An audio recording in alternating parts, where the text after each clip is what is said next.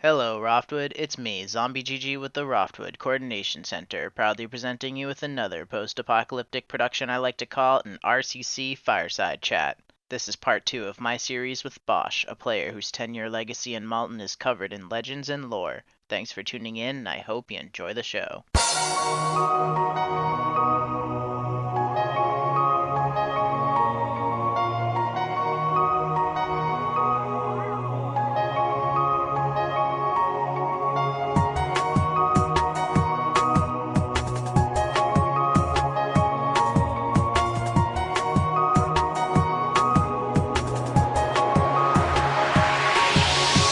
Very few people seem to branch out like that, but most people also start definitively as a survivor. So Yeah, that's what I it did. taken me a while to get there, but I eventually started playing zombie and realised that zombie and PKing was kind of what I enjoyed more. I'd started off so militantly like pro survivor, and then a year later I just wanted the world to burn. I just wanted to eat people and to shoot people and to have fun whilst doing it.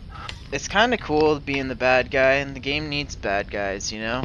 It really does. Renegade Romero, was he your first survivor, and then you turned him into a brain rotter? Yeah, Okay. He was my first survivor, and then he was my character involved in Escape. So on June 1st, he bought Brain Rot. That's legendary. I see him on Human GG. We hunt Fort Perrin, is what it's actually called, together.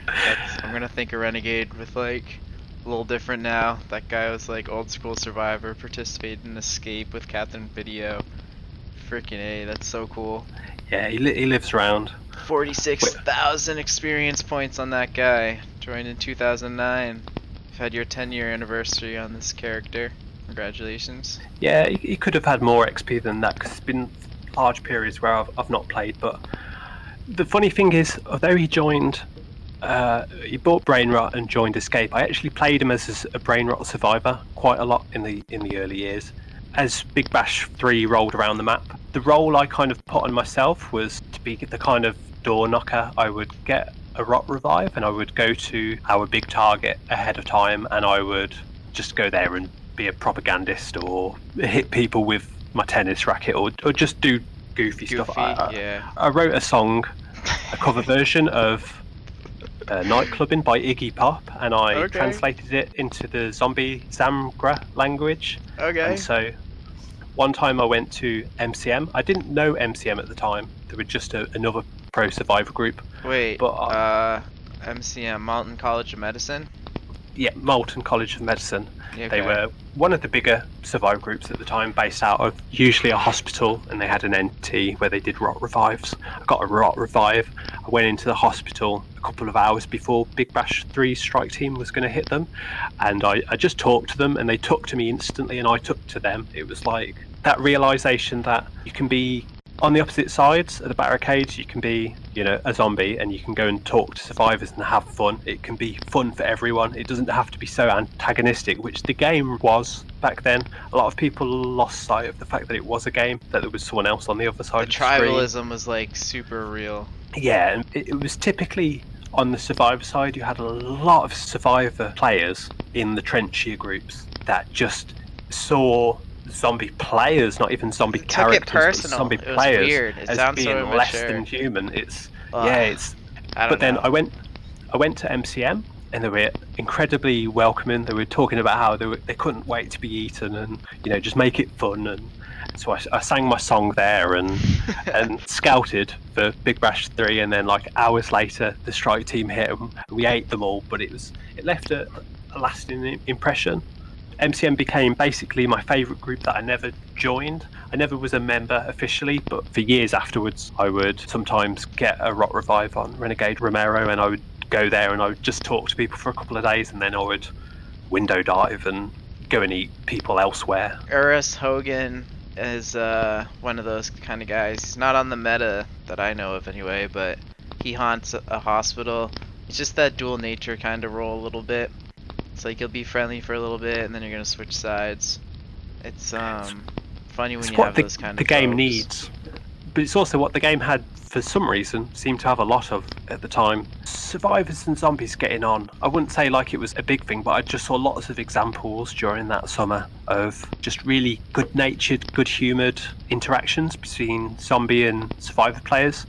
There's another really good example that we can come to later when the group 404 Baja Not Found took the Blackmore building, and it was probably the most fun for both sides of any siege that I've ever seen. There were just times where like even the leader of the RRF found himself revived and he just talked to us for a night, even though we were holding his building in his suburb. It So was just ridiculous. really good fun. It's like cartoonish. You know your enemies, but it's just like you just take a moment to put the claws and the guns down and just have like a funny little twist on the Banter. day to day. Yeah, just to shoot the shit before getting back to the serious business of, eating each other or killing It's each other. hilarious. It's like enemy fraternization.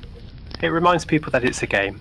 Going back to the aftermath of Escape for a second. So Renegade Romero. He bought Brain Rot and he joined Big Bash 3, but things couldn't be the same again for me. The sheer clusterfuck of that experience taught me that I needed to learn lots about the game. I needed to play every play style. I needed to really seriously play Zombie. I needed to really seriously play Survivor. I needed to really seriously play Player Killer. I needed to join the best groups. I needed to seek out the best players, ask them questions. Man, you're so thirsty to just learn the game at like a 360 degrees. Like No, I the really full was. encompass of the game. That summer, I didn't really have any obligations or anything to do, so I had a lot of time, and I made my first proper dedicated Player Killer like a day or two after Escape. I So, also like, summer 2010. Yeah, summer 2010. I'd been talking to a couple of the RRF players during Escape, because like I say, they'd come into my chat and then we would end up private messaging each other. That's when I joined the RRF. I made a fairly infamous character, Two-Headed Sex Beast. And oh, we've crossed paths a few times on Roftwood the past couple of years. That name is in my contacts list marked in red. It's a particularly memorable name, but then it was meant to be. I'd sat and thought about this quite a lot, like, if I'm going to join the RRF, ultimately I wanted to join the Gore Corps, but they were quite even within the kind of semi-elitist structure of the RRF. They were quite, you couldn't just join the Gore Corps unless you'd been invited, unless you already knew. A brand new zombie wasn't going to be able to join the Gore Corps, because one, they wouldn't have the skills. Yeah, so those guys operate at a fast pace, to my understanding. I joined the RF, but I joined the Constables strike team, which at the time was led by a guy called Irishman, with Funk McBogey as his second. I man. Still play against Funk. I see that Yeah, tag he's also marked in red. He's a great player. He's so one of my old favorite. school, man. You're talking like 9 years ago. Still at it. Yeah, I mean, Funk's probably been playing since 2006, so. Jeez. Those guys have been playing for 13, 14 years at least. So you're with the RF now. You're in the Constables, and it's led by Irishman. It's led by Irishman. It was funny. The very first time I joined the RRF IRC channel, the very first thing that I saw posted in there, they'd obviously been talking about me seconds before I joined the channel, is Irishman saying, "Oh, we should kidnap Bosch," and then Nice. I joined the chat. The timing was perfect. Yeah, so I got recruited to them. I had my eye on joining the Gore Corps eventually, but I stuck with the Constables for a while. What'd you And guys I'd do? also Just raid Roftwood and attack the Survivor Security Zone? Yeah, the Constables Was stuck the around SSC Greater still a Ridley thing? Bank. I can't remember when that thing was around. I gotta It was and it wasn't. It wasn't anything we took seriously. The survivors might have been all, it's the thing, but it wasn't. Everyone's just meat to zombies. I could give a shit about, survivor politics and organisation. You're all just meat. At the end of the day, we're going to turn up, we're going to break down the doors, and we're going to eat you. Freaking ghouls.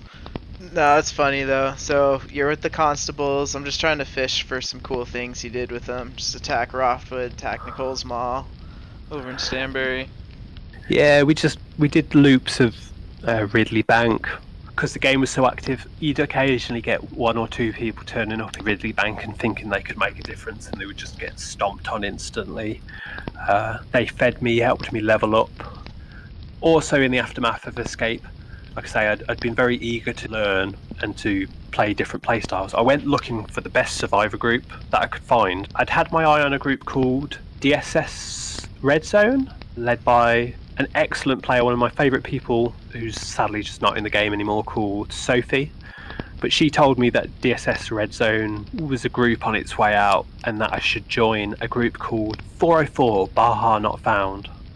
Now, 404 Baja Not Found was another one of these Survivor groups where it was basically lots of lots of Gorecore ults. Not everyone in the group was like a zombie But there's player, crossovers. also a zombie player. But there was a lot of crossover. I'd say at least half the group was Gorecore. Joining 404 as well, which was lots of Gorecore ults playing Survivor, got me talking to a lot of those players. So when the time came to join the Gorecore, I already knew a lot of the people involved. It was a very easy transition. And the reason I joined the Gorecore is 404 had their eye on doing a siege at the Blackmore building in August 2010. And because the constables were based around Ridley Bank pretty much all the time, within a suburb or two of it, I'd have an alt conflict, and it was basically the perfect excuse for me to join the Gorecore, who would probably be in a completely different corner of the city, whilst 404 came in and kind of played against the group that most of them belonged to on the routes. We were all very conscious of fair play, keeping your alts separate, keeping the info separate, dividing the streams. So I joined the Gorecore, and then my character was sent, rather than being based in the middle of the map, I went somewhere completely else. I also left all of the main RRF channels a couple of weeks before 404 was going to make the move on Blackmore. I did it as fair and as clean could be, but it was going to inevitably rumble a few people. I used to get ruffled by that a little bit. Straight up, for a long time, old school RCC policy was if anyone had a character in any other group, then they just couldn't have a character in the RCC. I just didn't believe that people could alt separate. But it's a very common issue, especially amongst Survivor players who tended to be much more paranoid. It was basically a lot of the best players from the RRF who were very honourable in their intentions. They might not have openly said to the RRF, "Oh, we're going to bring our ults to Ridley Bank, we're going to take your building and stuff." But when it did happen, it wasn't super controversial. It wasn't a problem. But that ended up being probably the most fun that I've ever had in Urban Dead. I found just the perfect Survivor group for me. So 404 was led by Sophie, you said? DSS Red Zone was led by Sophie, and she told me her group. I'd wanted to join DSS Red Zone, but she told me her group was on the way out, and she pointed me towards the 404. She was like, we're not active, but these guys aren't, and they're probably better than us for what you're after. So I joined 404. It's very small, tight-knit. It wasn't a very easy group to join. It was more based around your personality, because 404 was incredibly coordinated. We only had about 15, 20 people at most. We had an IRC channel, and we were incredibly coordinated because everyone really liked each other, and our IRC channel was very, very, very social. Your team chemistry was just hot. It wasn't even us as a team, it was us as players, as people. We would have spent all day, every day, talking to each other, even if there hadn't been Urban Dead in the background as a glue keeping us together. It was also led just by some of the coolest players that I'd ever... Who led 404? At the time, it was Emerald Green, who was a Gorecore player on her ult. Fifi, also known as Audacious, who was a Gorecore ult. And a player called Desiana, who wasn't Gorecore, but she later became a strike leader in the RRF. So there was, there was lots of crossover. 404 had been a group for about 18 months, then it had gone into hibernation for 6. And then when I joined, they were just coming back out of hibernation, so that's why they were recruiting again. I'd kind of, in knowing a lot of the players from the Gorecore, that had been my way in. We did a small op in Tullyton, or Vinetown, somewhere like that, and then we went to Ridley Bank. We spent the first week just cage strafing, just fixing up buildings, At the same time, some completely oblivious survivor idiot called Justin Bronze had decided he was going to do an event called Project Operation Let's Not All Get Ourselves Killed. Project Operation Let's Not Get Ourselves Killed. Yeah, it was something like that. It might not have been that exactly.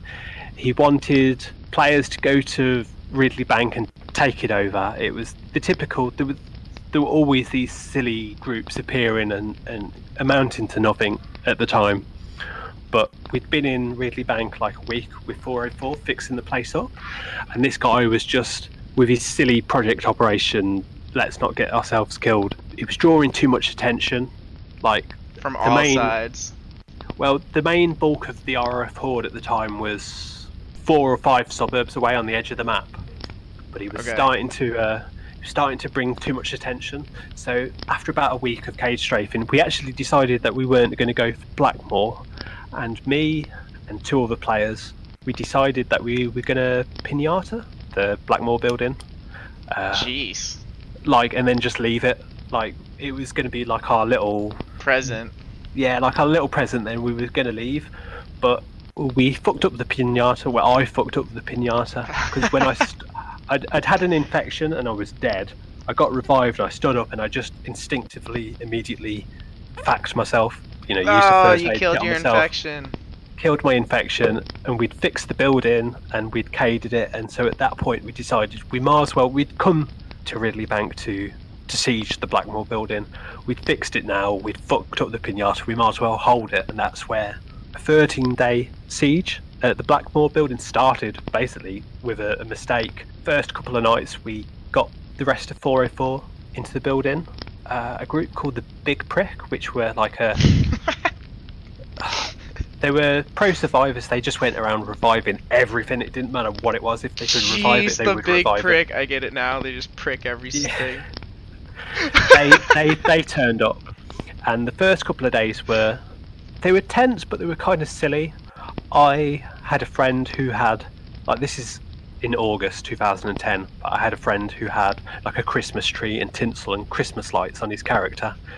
I remember waking him up at 4 o'clock in the morning in real life and being like, can you install some Christmas decorations in the Blackmore building, please?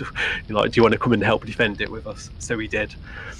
We put a Christmas tree up and the decorations, because that just seemed like battlefield, man. It seemed like a bit of a kind of funny fuck you to the RAF that we'd turned up in their suburb, we'd fixed their and you're just partying in it with like lights and tinsels. It's like humiliating, kinda. The constables, with the main bulk of the RAF horde elsewhere, the constables in the first couple of days were like our primary nemesis, I guess. But their strike times were public, so we would wait for their strike time, and then we would like basically barricade them out. They would occasionally get in. 404's great strength, or one of them, was that it was because we all liked each other's company so much, and our IRC channel was so busy all the time. We had no qualms with sitting there for hours and hours and hours on end, just refreshing every 5 minutes or every couple of minutes, and being like, okay, so the Ks are usually EHP, and then they would start ticking down. There'd be ferals outside going on the K's, and you'd just type in IRC HP, and 20 seconds later, VSB, get ready to cade. Lightly, cade, and then you would cade, and like poor zombie on the other side, he's used all of his daily AP to get the barricades down to lightly or loosely, and then suddenly they would shoot up extremely heavily again. Barricading that fast when it gets so low is just a weapon in itself. It's really demoralizing to the zombies, and 404 was just excellent at that. During barricades the siege, are a powerful weapon, man. You don't need to reload. The weapon. Yeah, barricades are my most favorite. Powerful weapon. We kind of took the whole being extremely coordinated and being on 24/7 to the extreme, though. I did, as I said earlier, I didn't have anything to do that summer. My schedule was free. I did some 19-hour stints watching barricades. Now, when I say 19 hours, I mean like I'd have a smoke, I'd listen to music, and I'd just be chatting on IRC, but like all the time, every couple of minutes, someone would be refreshing the page, watching the barricades, alerting everyone else. Donate $5. You can do it as much as you want. Well, it's not even as much as you want. You get it goes from being 160 IP hits to 300 character hits, so you can refresh 300 times at most in 24 hours. And believe me, the way we were doing a siege defense, people were running out of those 300 hits. That's why I donated. I used to be one of those guys. 300 hits gets you one page refresh every 5 minutes for 24 hours. But the problem with sieging is, because of the way that you only need to get a handful of zombies in, and then barricading becomes increasingly harder the more zombies come in. To siege an NT building successfully, you have to be incredibly vigilant and be watching the barricades all day, but you also have to, if zombies do get in, you have to deal with them in the most efficient way. Which is a way that combat reviving, which was a tactic that most survivor groups wouldn't even go near because they're paranoid. Oh, if we revive I'm paranoid, man. It's true. It sucks. They shoot us. If we revive the zombies, they're going to stand up and they're going to shoot us. Not understanding that. Okay, so a zombie that isn't a zombie, that is a breather, is shooting you. Welcome back, Roftwood. This concludes the second part of my discussion with Bosch, a player whose 10-year legacy in Malton is nothing short of legendary. Stay tuned for part 3 coming soon. This RCC Fireside Chat is a post-apocalyptic production proudly presented to you by the Roftwood Coordination Center. I'm Zombie GG, and Roftwood, I wish you a very merry holiday season.